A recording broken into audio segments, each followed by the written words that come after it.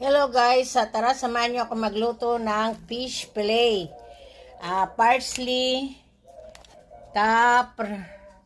butter, at fresh cream fresh.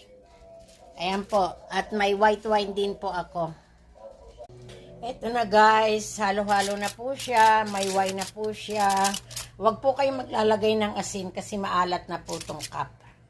Ayan po. Ilalagay ko na po sa oven for 30 minutes. 320 nilagay ko na po sa oven. Ayan guys, hindi pa siya gaano luto. Another 10 minutes ulit.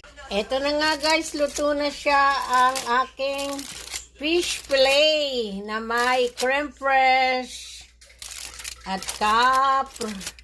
Ayan na po siya. Pwede nyo po siyang lagyan ng rice na sa ibabaw. Ready na po ang aming